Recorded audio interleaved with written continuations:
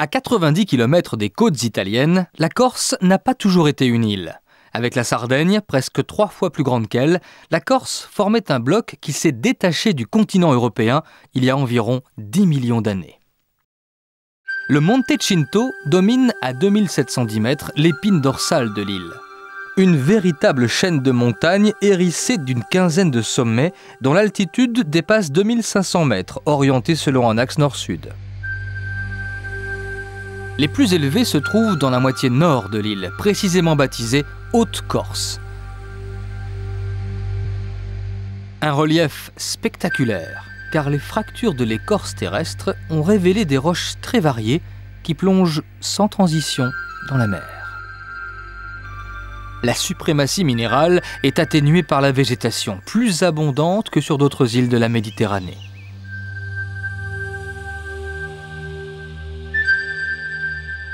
La masse rocheuse de la Corse est en réalité plus haute que le Mont Blanc. En effet, si l'on additionne la partie qui s'élève au-dessus du niveau de la mer et celle qui est immergée, on atteint 5000 mètres de hauteur totale. 1000 km de côte ouvrent l'île sur une grande diversité de paysages. La végétation se répartit par étages selon l'altitude et l'alimentation en eau. Loin des plaines littorales, les résineux couvrent la montagne à moyenne altitude quand ils ne cèdent pas la place aux maquis. L'isolement de la Corse a favorisé une flore particulière dont 80 espèces lui sont propres. Tous les végétaux méditerranéens sont représentés et parmi eux, l'olivier, exploité depuis des millénaires. Les plus vieux indices de présence humaine remontent à 7000 ans avant Jésus-Christ. Les Romains inaugureront la domination italienne, relayée 10 siècles plus tard par les Pisans et les Génois. Ces derniers fortifieront l'île, mais rien n'entamera l'identité d'un peuple porté par Pascal Paoli, le père de la nation corse. La société traditionnelle corse doit au berger sa cohésion. Dans un environnement cloisonné par le relief, ils ont assuré les échanges entre des villages parfaitement adaptés à leur environnement, mais très souvent isolés les uns des autres. Avec les saisons, seules les fêtes religieuses rythmaient la vie pastorale. La prépondérance de la religion catholique se vérifie à travers de nombreuses manifestations comme les processions pendant les fêtes de Pâques. Plusieurs confréries, cagoulées par souci d'égalité entre leurs membres, entretiennent le culte d'un saint, par exemple Saint Théophile à Corté.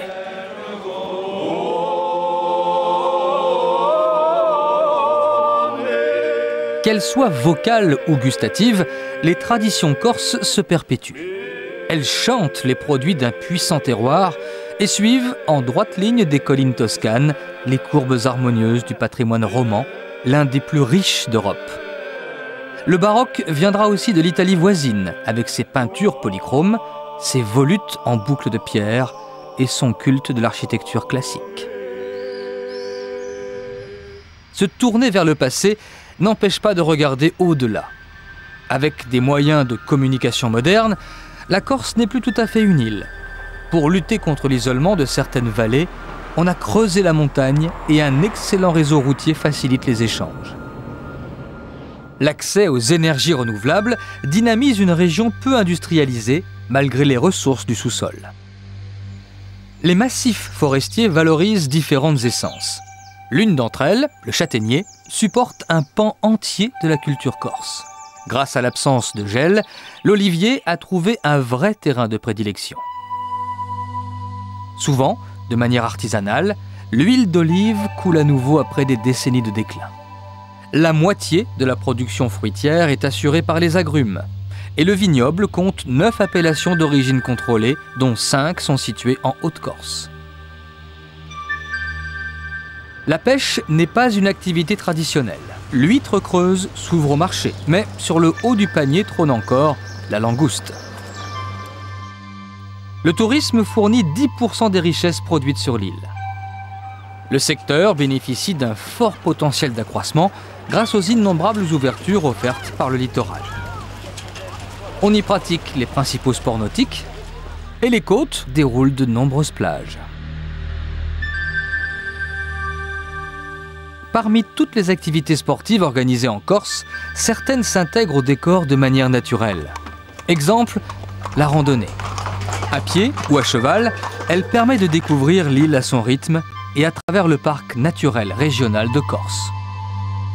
Le parc couvre le tiers du territoire et a été créé pour éviter la désertification. L'homme vit ici en symbiose avec la nature. Préfecture du département de Haute-Corse et deuxième agglomération de l'île par la population, la ville de Bastia occupe une position stratégique sur la mer tyrrhénienne. Le site fut choisi par les Génois pour sa proximité avec leur cité, mais l'immense place Saint-Nicolas doit son nom à une ancienne chapelle pisane.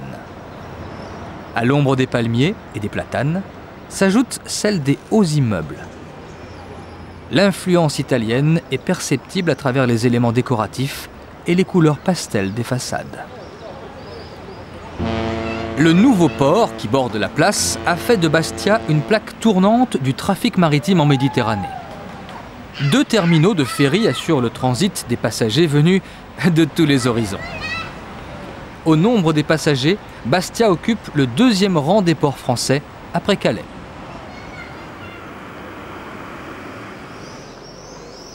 Le vieux port est bien antérieur à l'arrivée des Génois au XIVe siècle. Derrière la jetée du Dragon, les maisons se couvrent de lauzes, ces pierres plates dont la nuance bleutée ne se rencontre que dans la région de Bastia.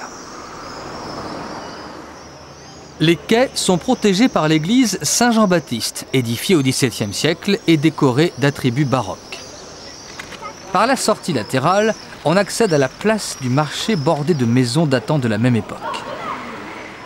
La vieille ville, la Terra Vecchia, était habitée par la population locale en contrebas de la Terra Nova, la nouvelle ville génoise retranchée derrière les remparts de la citadelle.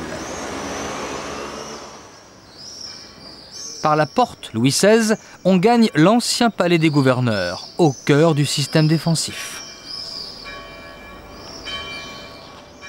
Pilier de l'église catholique en Corse, l'église Sainte-Marie fut le siège de l'évêché jusqu'au début du XIXe siècle, avant le transfert de celui-ci à Ajaccio.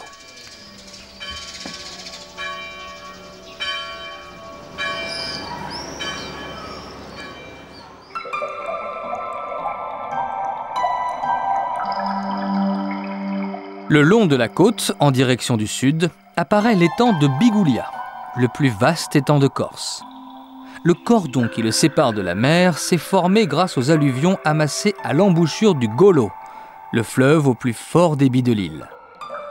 Le cours d'eau prend sa source à 80 km de là, au pied du Monte Cinto. Au sud de Bastia, la côte orientale de la Corse décrit jusqu'à mi-parcours une trajectoire presque rectiligne. À cet endroit, le plateau sous-marin peu profond peut atteindre 20 km de large. En fait, la largeur du plateau sous-marin correspond à celle du plateau terrestre.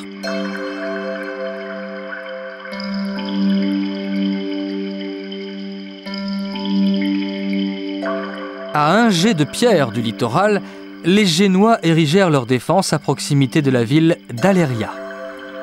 La cité fut créée au VIe siècle avant Jésus-Christ par les Phocéens, des Grecs originaires de Turquie actuelle qui fondèrent Marseille à la même époque.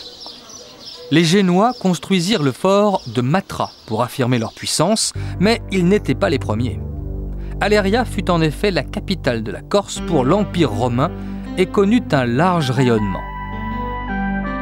Hélas, les portiques en ruine et les restes du Capitole, le siège du pouvoir urbain, donnent une idée très approximative de la grandeur d'Aléria à l'époque romaine.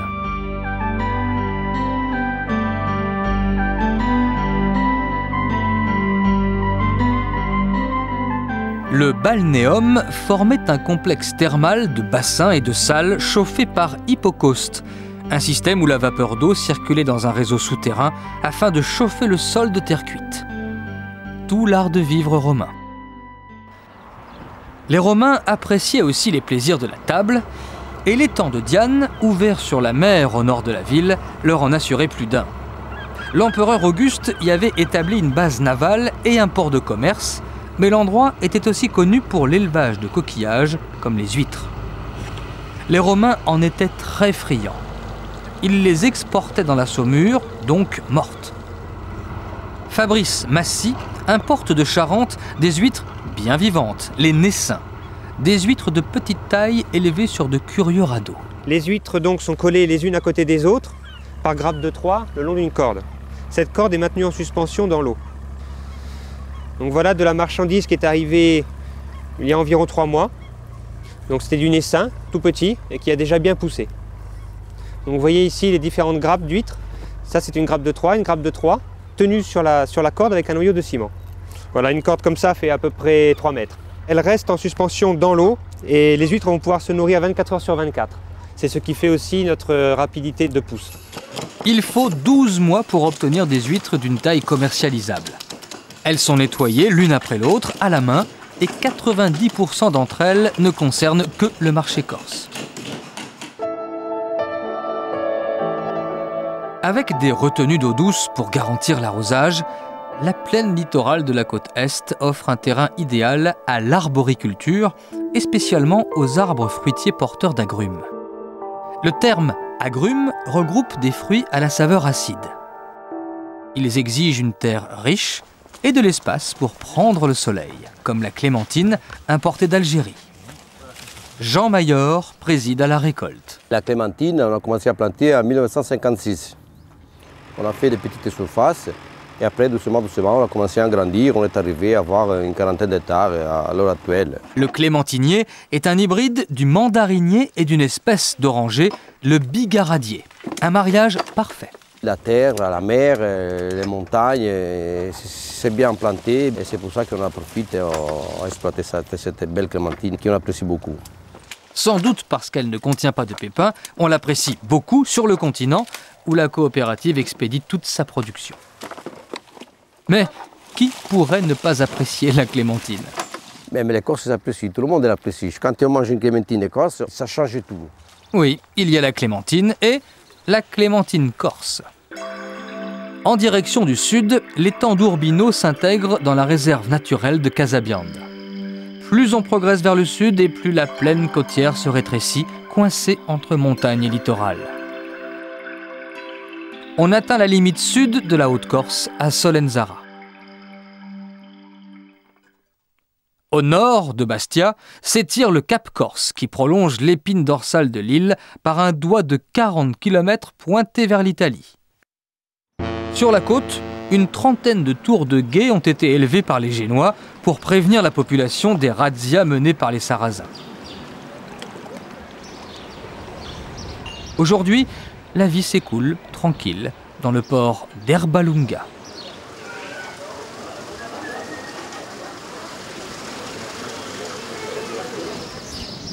La famille de l'écrivain Paul Valéry est originaire d'Erbalunga.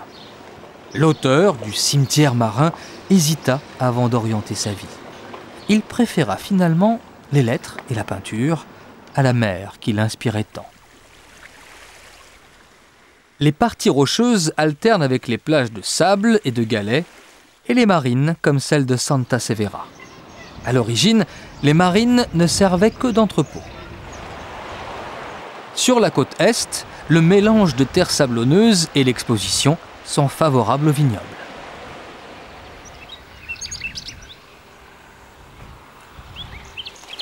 Il y a parfois des bouchons sur les routes qui mènent à l'intérieur du Cap, mais en Corse, le temps n'est pas compté. Parce qu'elles refusaient de fréquenter le cimetière communal, certaines familles aisées se sont dotées de somptueux caveaux funéraires construits sur leur propre terre. Dans le hameau de Cisco, plusieurs demeures témoignent de la réussite de leurs propriétaires. Elles se trouvent à proximité de l'église Saint-Martin. Exemple, une de ces fameuses maisons d'Américains, ces Corses revenus au pays après avoir fait fortune. Le vent fait partie intégrante du décor au sommet des collines du Cap Corse. Les anciens moulins à vent ont été remplacés par des éoliennes. Elles contribuent pour une petite part à la production d'électricité.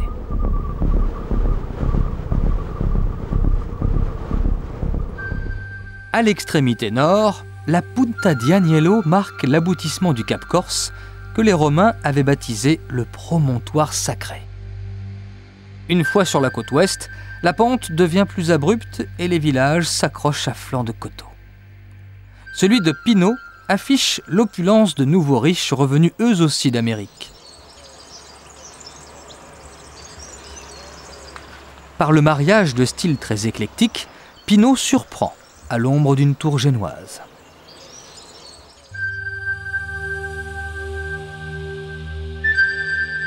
Plus audacieux encore, le village de Nonza est établi sur une pyramide presque détachée de la côte, selon les termes de l'écrivain René Bazin. Au premier coup d'œil, la plage de Nonza intrigue par sa couleur sombre. Elle est couverte de galets en schiste amiantifère. L'amiante, qui présente des risques avérés pour la santé, a été extrait dans la mine de Canaries pendant une quarantaine d'années, jusqu'au milieu des années 1960. Le gisement était considéré comme le plus important d'Europe.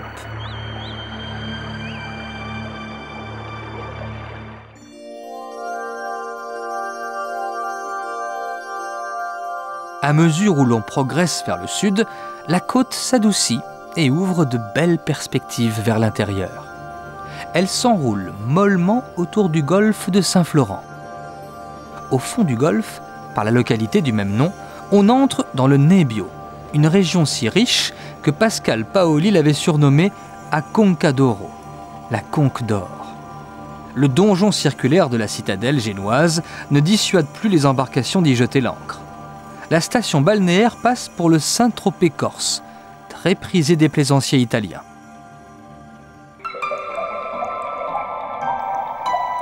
Tout au long du littoral, les Génois avaient construit leur tour de telle sorte que chacune soit visible de sa voisine, afin de pouvoir communiquer par signaux lumineux en cas d'attaque. Le signal d'alerte mettait seulement 1 heure pour parcourir les 1000 km qui font la circonférence de l'île.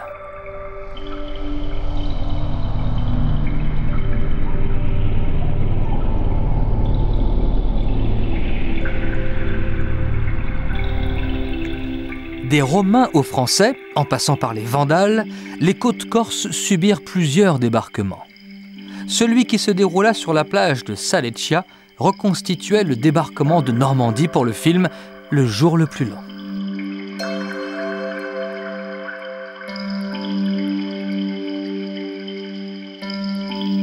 Une seule route carrossable traverse le désert des Agriates et son vaste maquis. Et pourtant, cette région aride fut le grenier à blé des Génois.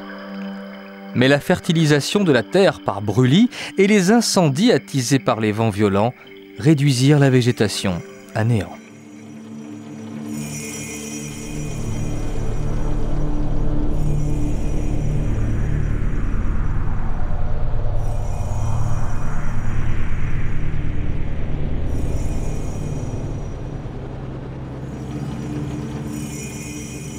La côte occidentale révèle une roche cristalline qui couvre les 2/3 de l'île.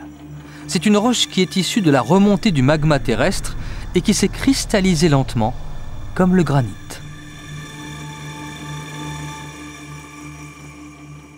Le granit rose de la côte est à l'origine du nom de l'île Rousse.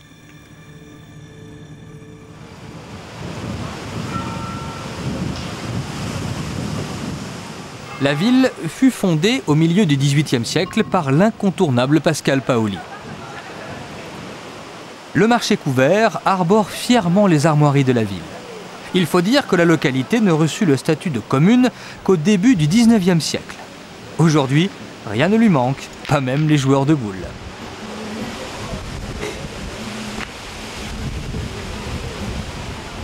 Malgré les vents dominants, l'île Rousse affiche les températures les plus chaudes de Corse, avec un record de 18 degrés en moyenne annuelle.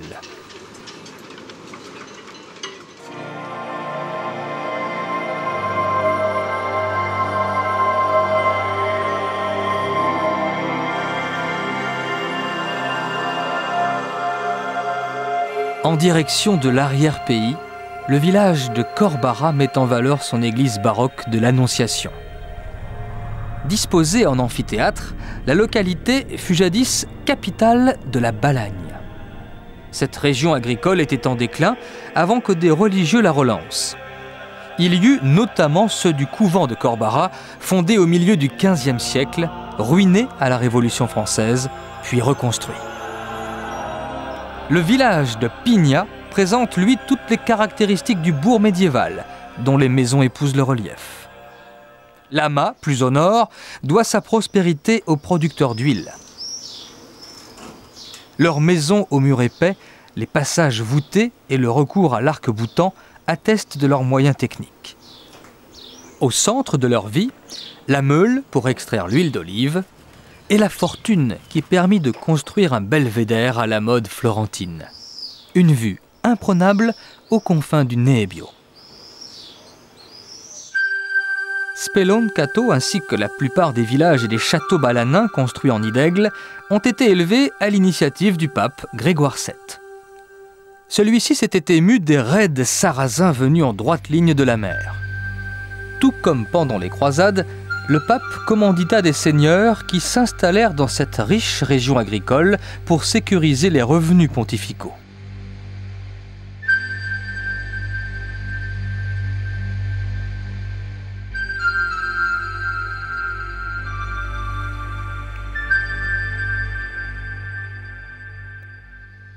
Quand le vent souffle, la plage d'Algaggiola est le point de ralliement des adeptes du kitesurf, un sport qui établit la jonction avec d'autres activités sportives.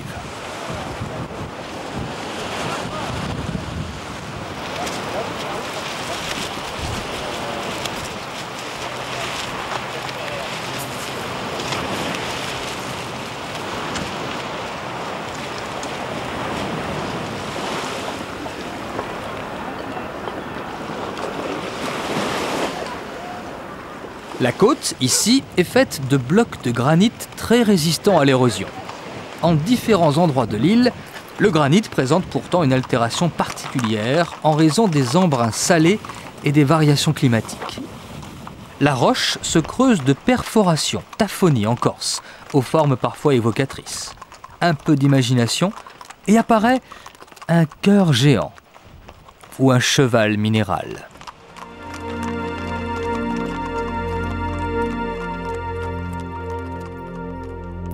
Au sommet d'un piton rocheux à 500 mètres d'altitude, Sant'Antonino est souvent considéré comme le plus vieux des villages corses et comme l'un des plus beaux de France. Il a été fondé au IXe siècle et a connu une longue période de prospérité jusqu'au XIXe.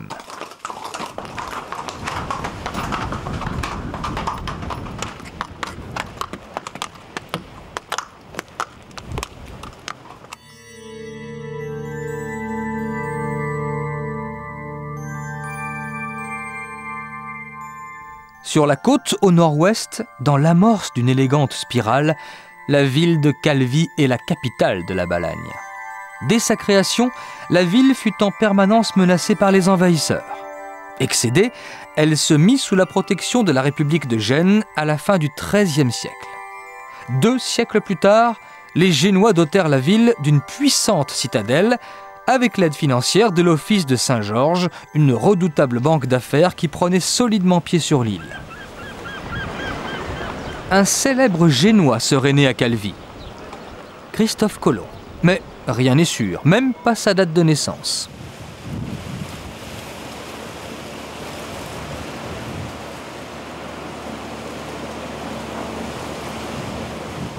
Devenue l'allié de la République de Gênes, la France débarque elle aussi à Calvi 30 ans avant d'annexer complètement la Corse en 1768.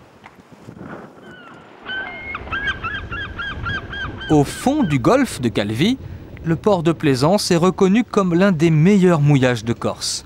Le site était déjà fréquenté au 5e siècle avant Jésus-Christ. Il est protégé des vents d'ouest par la masse de la citadelle. Selon les zones de pêche qu'ils fréquentent et en fonction des espèces de poissons, les pêcheurs utilisent différents filets. Le filet droit est réservé à la petite pêche côtière. Les pêcheurs ont participé à la construction de Sainte-Marie-Majeure, une église baroque dont les volutes typiques s'enroulent en une fine spirale.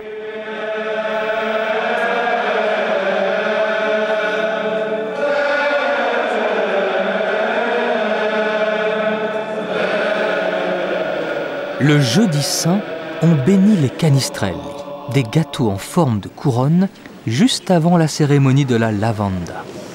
Le prieur de Saint Érasme, le patron des marins, lave les pieds de 12 hommes en reproduisant les gestes du Christ. En souvenir de la dernière scène, l'ultime repas que Jésus partagea avec ses 12 apôtres, les canistrelli sont distribués à chacun.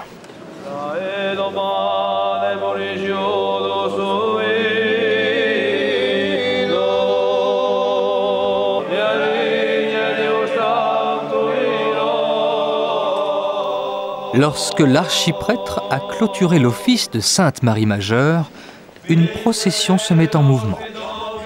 Les deux confréries de la ville sont représentées, la confrérie de Saint-Antoine et la confrérie de Saint-Érasme. Des pénitents cagoulés portent de lourdes croix en marchant pieds nus pour expier leurs fautes.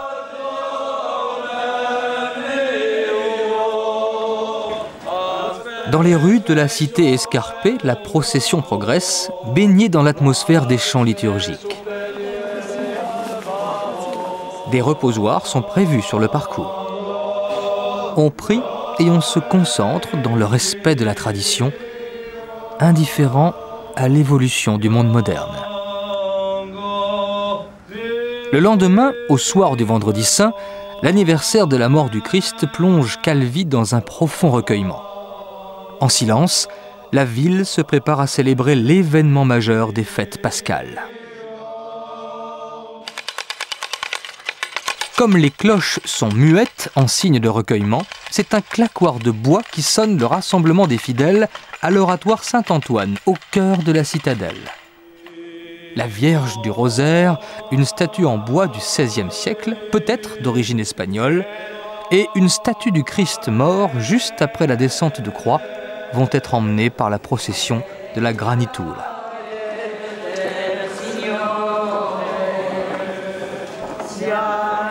Le Christ ouvre le cortège et sa mère en habit de deuil le ferme, entourée de femmes. Le cortège descend de la citadelle vers la ville basse.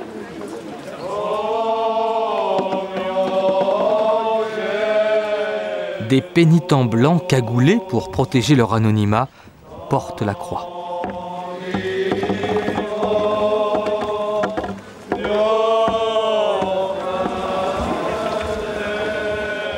À l'église Sainte-Marie-Majeure se déroule l'office du Vendredi Saint. Après la messe, la Granitoula se poursuit. Les origines de la procession remontent à la nuit des temps. Sur deux rangs qui avancent en sens contraire, la procession forme des cercles concentriques au rythme lancinant de vieilles complaintes corses. Peu à peu se forme une spirale. Le terme Granitoula désigne un petit coquillage dont la coquille est en spirale. Les cercles décrits par la procession se resserrent de plus en plus.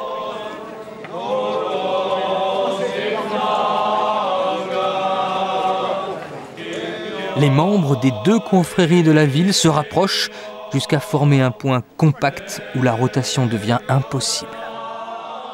C'est la vie qui prend fin.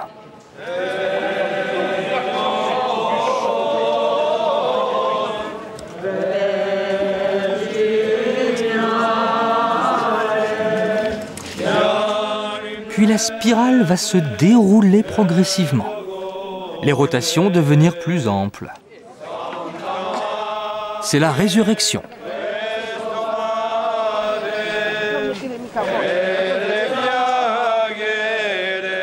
Enfin, la procession quitte le parvis de Sainte-Marie-Majeure en direction d'un autre lieu de la ville basse, près du port.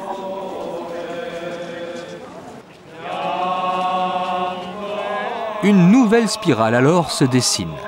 Selon certaines interprétations, la spirale représente l'ascèse, la discipline et les sacrifices qu'on impose pour atteindre la perfection morale au terme d'efforts sans cesse renouvelés. Au total, 3 spirales sont formées dans la ville basse, une pour chacun des clous qui s'enfoncèrent dans les mains et les pieds du Christ sur la croix. La nuit est déjà bien avancée quand la procession remonte à la citadelle pour dessiner une 4e et dernière spirale. Elle se déroule à proximité de l'oratoire Saint-Antoine, où la granitoula s'achève.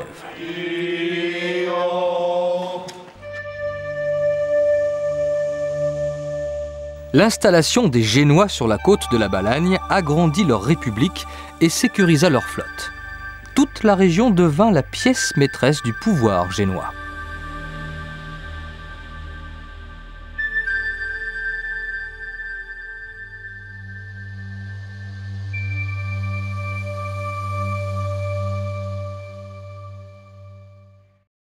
La domination génoise ne se limitera pas aux côtes, loin s'en faut. Très rapidement, en effet, la République de Gênes étend son emprise au cœur de l'île, malgré les sommets de la chaîne dorsale qui barrent le passage à près de 2000 mètres d'altitude. Au centre géographique de la Haute-Corse et à mi-chemin entre Bastia et Ajaccio, la ville de Corte est conquise par les Génois dès le XIIIe siècle. La citadelle restera le seul ouvrage fortifié construit à l'intérieur des terres.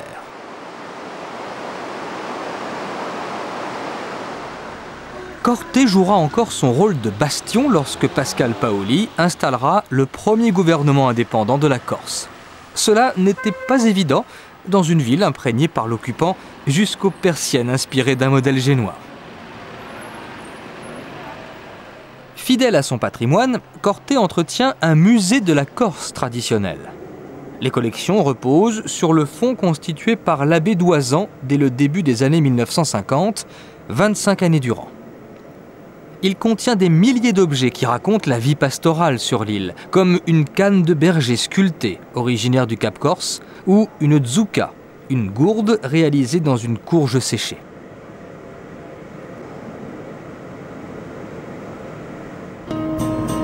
Au nord-ouest de Corte, un défilé impressionnant tranche le granit en profondeur.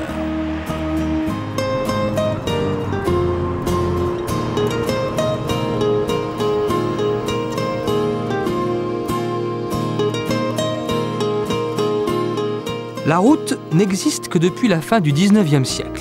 Elle suit l'ancien sentier des muletiers et on y croise régulièrement du bétail en liberté. En retournant le sol, les porcs se nourrissent d'aliments naturels qui donnent à leur chair une saveur sans pareille.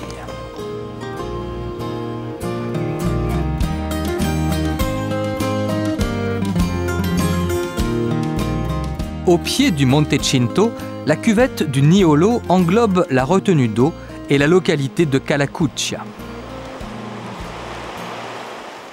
Ange Toussaint Pietrucci est propriétaire d'un troupeau de moutons à poils longs qui lui obéissent à la voix.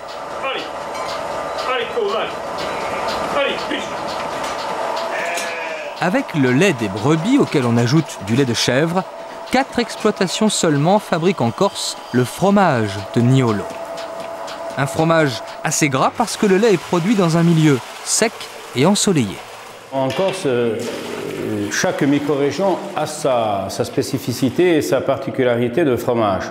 Le Niolo, c'est un fromage, je dirais, au lait cru. Bon, il est quand même fabriqué à 800 mètres, voire même 2000 mètres d'altitude dans certaines bergeries, et même plus que 2000 mètres. Après avoir été chauffé, le lait forme des caillots sous l'action de la présure, une substance qui fait cailler le lait. Puis, il est moulé dans des faisselles où il va s'égoutter. Le fromage du Niolo, c'est un fromage, je dirais, à pâte molle, qui a une durée d'affinage minimum. Minimum, il faut compter 2 mois. C'est un fromage qui a une texture assez souple, une couleur orange. C'est le meilleur de la chèvre, le meilleur de la brebis, et c'est un fromage qui a sa particularité. L'exploitation peut produire 80 fromages par jour, parfois plus, parfois moins. Tout dépend de la lactation, la quantité de lait fournie par les brebis. Il y a des hauts, il y a des bas, il y a des pics, et des fois, les brebis ne sont pas des fontaines. Ce serait trop beau. Si les brebis étaient des fontaines, leur lait aurait moins de goût et la Haute-Corse y laisserait une part de sa séduction. Io preferisco le mie campagne e l'aria pura delle montagne, non solo giostro e un stazzale che s'è impiegato all'era sanale. Io so Francesco, ho spensierato, sempre contento, mai pressato, con lo mio cane, o beriolo, corgo le capre pereniolo. Con lo mio cane, o beriolo, corgo le capre pereniolo.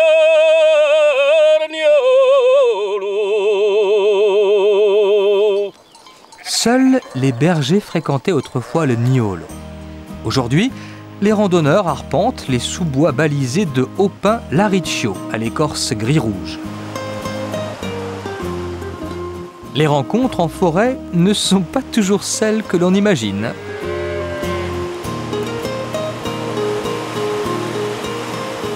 Grâce aux nombreux cours d'eau, à la nature des roches et à la forte déclivité, la Haute-Corse se prête également à la pratique du canyoning, un sport qui associe les techniques de l'alpinisme et de la spéléologie pour descendre plus ou moins vite le lit des torrents. La combinaison isothermique n'est pas superflue pour plonger dans l'eau d'un torrent. Quand il faut y aller, il faut y aller. Plus au sud, une route étroite se faufile dans les gorges de la Restonica. La végétation se raréfie car on atteint l'un des points les plus élevés de l'île, le massif du Rotondo, où la neige subsiste à certains endroits jusqu'au mois de juin.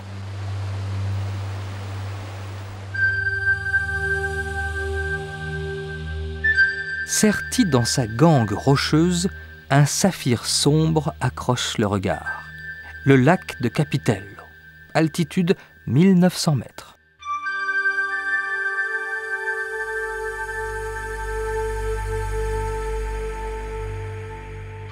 En longeant la frontière virtuelle entre Haute-Corse et Corse du Sud, on atteint à 1600 mètres d'altitude le refuge de Manganou, installé du côté sud.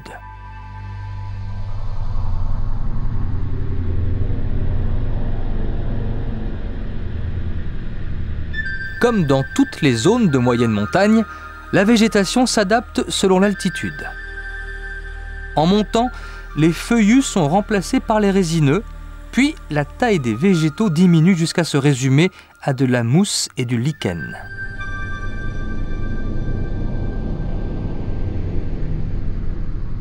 Non loin du mont Tozzo, au milieu d'une cuvette creusée par l'érosion glaciaire, les Pozzines, puis, en langue corse, cernent le lac de Nino. Sur la terre tourbeuse autour des trous d'origine volcanique pousse une herbe bien verte, une aubaine pour chevaux sauvages.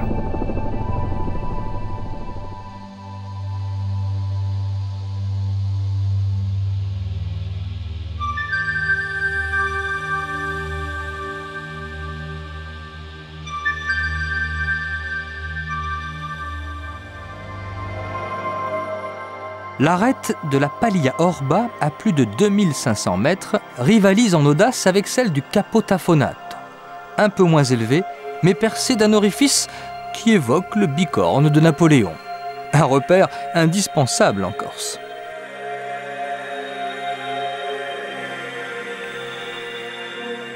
Il suffit de se laisser descendre loin vers l'est pour gagner de l'autre côté de l'île la région de la Castaniche, sur la façade orientale. Comme son nom l'indique, la Castaniche est la terre d'élection du châtaignier, qui occupait 70% des terres cultivées de la région au XVIIIe siècle.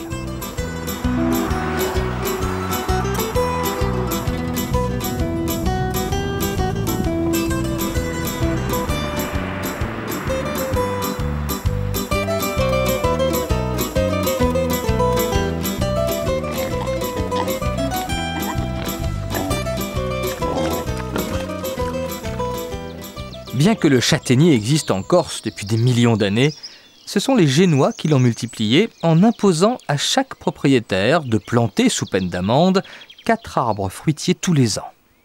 L'arbre providentiel s'est mis à proliférer et à régner sans partage dans la moindre des propriétés. Jean-Claude Rolliano, écrivain. Ces maisons donc étaient faites avec des poutres, les planchers étaient en châtaignier comme les poutres, les meubles étaient en châtaignier, les volets étaient en châtaignier, les outils, les manches de leurs outils étaient en châtaignier, et ils cueillaient, ils ramassaient les châtaignes dans des paniers qui étaient faits en éclisse de châtaignier.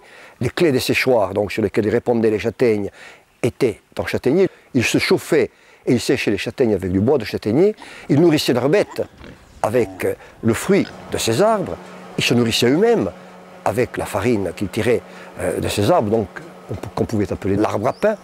Et toute la vie était centrée autour du châtaignier.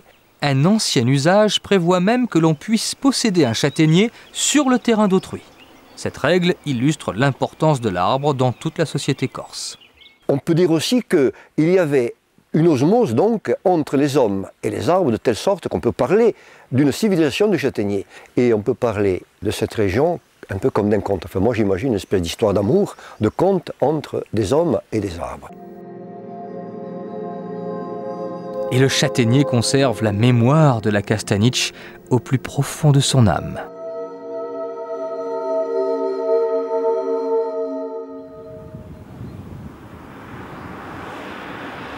Sur les pentes du Monte Castello, Servione se blottit sous le campanile de l'ancienne cathédrale Saint-Érasme. À plus de 300 mètres d'altitude, on rejoint la mer en un coup d'aile.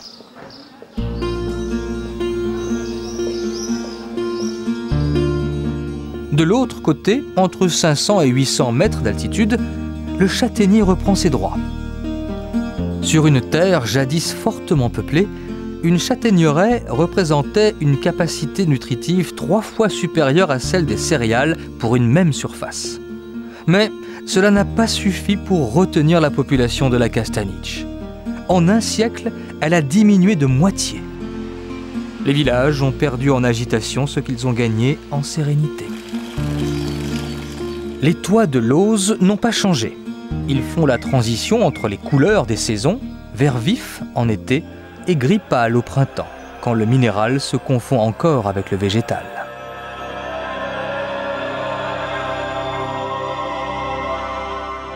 Les dimensions de l'église Sainte-Marguerite de Carchetto étonnent au premier abord, vu la taille réduite du village.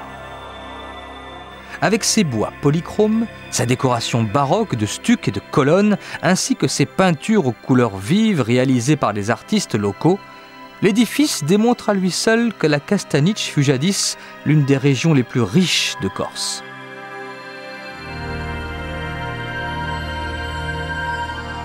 L'ancien couvent franciscain d'Orezza fut édifié au XVIIIe siècle et désaffecté à la Révolution. L'indépendance de la Corse y aurait été votée et Pascal Paoli y aurait même rencontré Napoléon. Un haut lieu de l'histoire envahi par le lierre et l'herbe folle.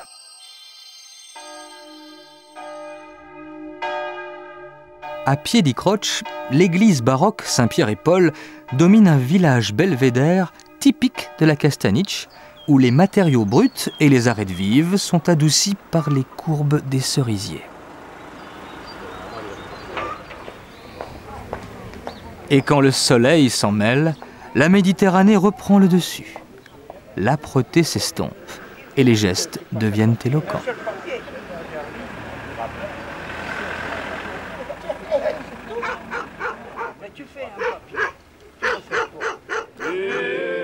Dans une des plus belles églises que le baroque ait produit en Corse, résonnent les chants polyphoniques.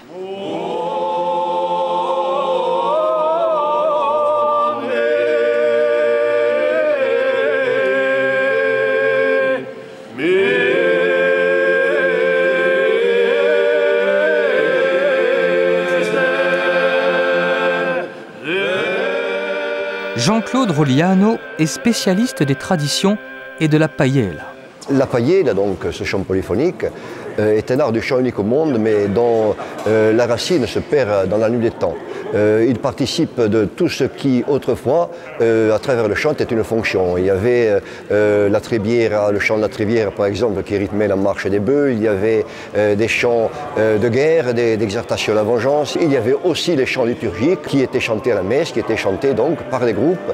Et la padiella, elle est originale pour diverses raisons, mais aussi par le fait que chacun s'adapte au groupe qui chante, avec sa personnalité, avec sa voix et avec toute son âme en quelque sorte.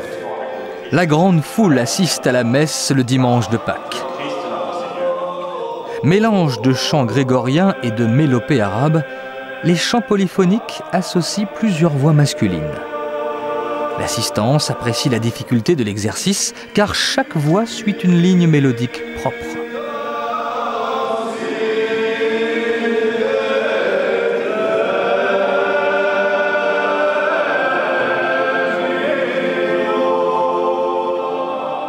Au moment de la communion, les fidèles participent en nombre, au point que le chant terminé, les hosties parfois viennent à manquer.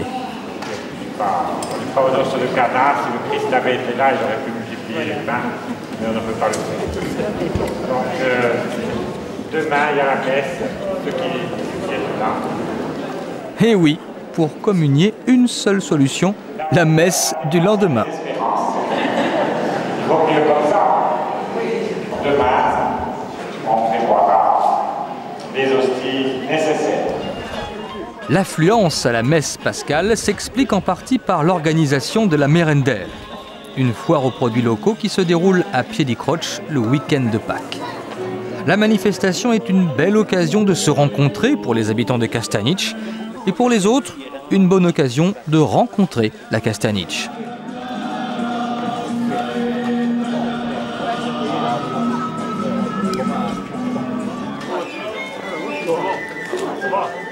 La Merendelle se livre à un inventaire presque exhaustif du terroir de Haute-Corse.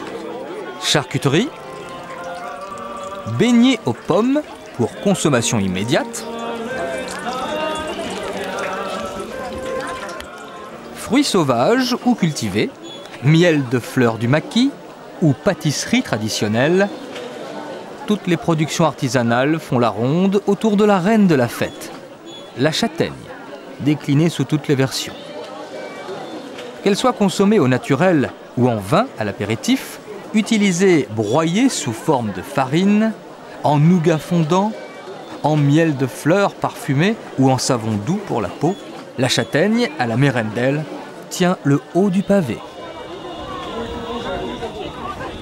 On prépare les miliacci, une spécialité réalisée avec du fromage frais de chèvre ou de brebis, de la farine et du petit lait. Sur des feuilles de châtaignier ramassées à la Toussaint, la cuisson se fait au four à bois. Pour éviter que les feuilles ne brûlent, elles doivent avoir été trempées dans l'eau au préalable. Les miliacci se consomment chaud ou froid. Des liens se tissent entre des terroirs lointains mais proches par les destins, même s'ils diffèrent par le couvre-chef.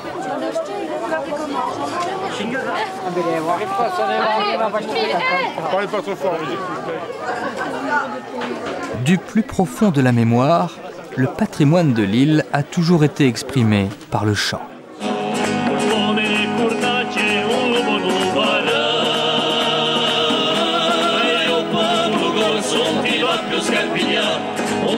Le patrimoine corse s'est toujours aussi exprimé en un seul mot.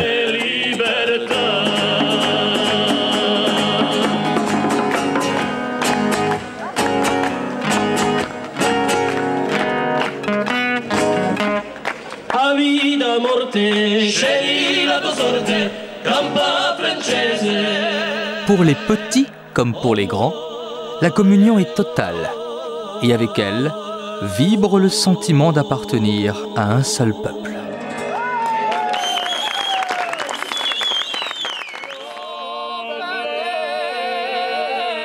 Et quand la nuit tombe, les voix s'unissent spontanément dans la tradition de la paella.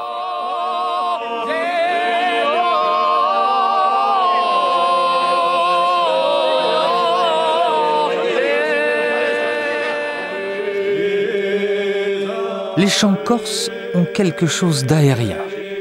Ils montent de la terre comme les prières de simples humains, mais ils dépassent les montagnes et retentissent au plus loin.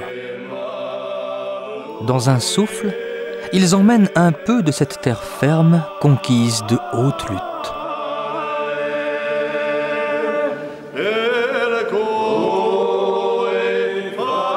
Jusqu'à l'horizon, et sans que la mer ne puisse l'arrêter, la Haute-Corse prolonge à l'infini le jeu de la séduction.